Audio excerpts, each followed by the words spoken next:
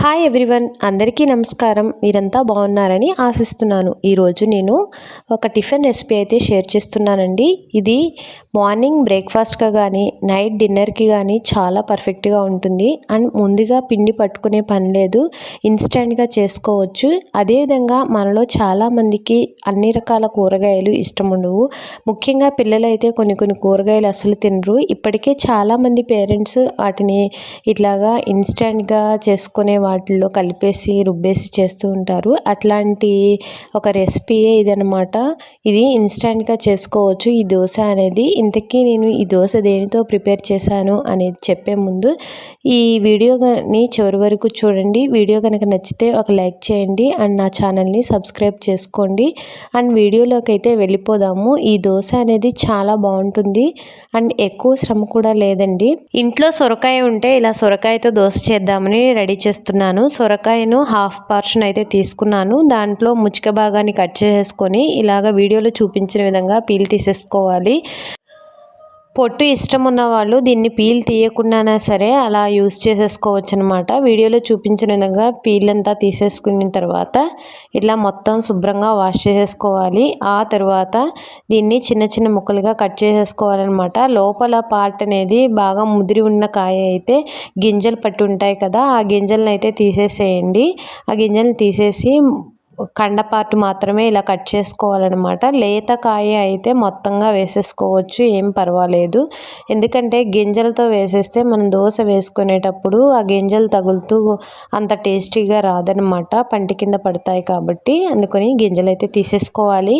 ఇప్పుడు నేను ముక్కలు కోసిన వాటిని ఒక కప్ మెజర్మెంట్స్తో తీసుకున్నాను. హాఫ్ కప్ ముక్కలు అయితే అయ్యాయి. దాంట్లోనికి సుజీ రవ్వ ఉంటుంది కదా, అది ఉప్మా చేసుకునే రవ్వ, దానిని కూడా హాఫ్ బౌల్ వేసుకోవాలన్నమాట. ఎన్నైతే ముక్కలు ఉంటాయో అంత క్వాంటిటీలో సరి సమానంగా వేసుకోవాలి.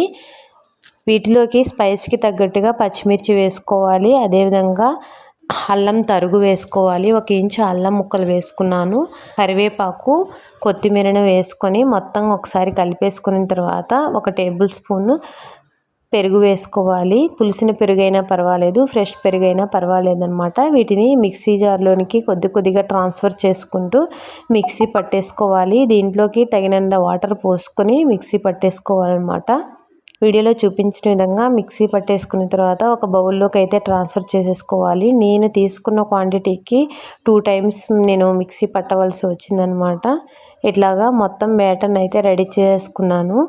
మీరు అప్పటికప్పుడు వేసుకునేటట్లు అయితే దీంట్లోనే మనం బేకింగ్ సోడా ఉంటుంది కదా, దానిని కలుపుకోవాలి. నేనైతే ఒక 20 మినిట్స్ అలా ఉంచేసిన తర్వాత వేసాను కాబట్టి నేను బేకింగ్ సోడా అలా వేయలేదు. దీంట్లోనికి రుచికి సరిపడా సాల్టు, తరిగిన కొత్తిమీర, కరివేపాకు వేసుకున్నాను. అదేవిధంగా జీలకర్ర కొంచెం వేసుకోవాలి. దీంట్లోనే మీరు ఉల్లిపాయ ముక్కలను కూడా సన్నగా తరిగి వేసుకోవచ్చు. నేనైతే వేయలేదు, దోశ పైన వేద్దామని చెప్పేసి అలా ఉంచాను అనమాట. ఇట్లాగా మొత్తం బ్యాటర్ కన్సిస్టెన్సీ వీడియోలో చూపించిన విధంగా కలుపుకోవాలి. స్టవ్ పైన ప్యాన్ పెట్టేసి పెనం వేడైన తర్వాత వీడియోలో చూపించిన విధంగా దోశ బ్యాటర్ని స్ప్రెడ్ చేసేసుకోవాలి దోశలాగా. మీరు పలుచగా కావాలంటే ఇంకా వాటర్ యాడ్ చేసేసుకొని ఇలా క్రంచీ దోశలు వేసుకోవచ్చు. నేనైతే దోశ కన్సిస్టెన్సీలో కలిపాను కాబట్టి కొద్దిగా బ్యాటర్ అనేది బాగా లూజ్గా కాకుండా ఇట్లా ఉంది. ఈ దోశలు అనేవి సాఫ్ట్గా ఉంటాయన్నమాట. మీరు క్రంచీగా కావాలంటే కొంచెం వాటర్ని ఇంకా ఎక్కువ పోసేసుకొని మనకి రవ్వ దోశలాగా కూడా వేసుకోవచ్చు అనమాట. దోశను కాల్చేటప్పుడు కొంచెంగా ఆయిల్ వేసుకొని 2 సైడ్లా తిప్పుకుంటూ గోల్డెన్ కలర్ వచ్చేంత వరకు దోశని రెడీ చేసేసుకోండి. ఈ విధంగా 2 సైడ్లా ఫ్లిప్ చేసుకుంటూ ఒక 5 to 10 మినిట్స్లో దోశ అనేది రెడీ అయిపోతుంది. ఇలా చక్కగా దోశలను వేసుకొని మీకు నచ్చిన చట్నీతో సర్వ్ చేసేసుకోండి.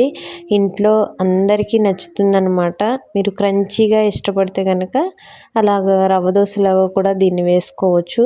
ఇంత చక్కటి రెసిపీ మీకు నచ్చితే మీరు కూడా ట్రై చేసి ఎలా కుదిరిందో కామెంట్ బాక్స్లో మెన్షన్ చేయండి. ఆల్రెడీ మీకు ఈ రెసిపీ తెలిసి ఉంటే ఈ విధంగానే మీరు ట్రై చేశారా, లేదంటే ఇంకా వేరేగా ఏ విధంగానే ట్రై చేస్తే అది బెటర్గా వచ్చింది అంటే కామెంట్ బాక్స్లో మెన్షన్ చేయండి. వీడియో నచ్చితే లైక్ చేయండి, ఛానల్ని సబ్స్క్రైబ్ చేసుకోండి. Thanks for watching.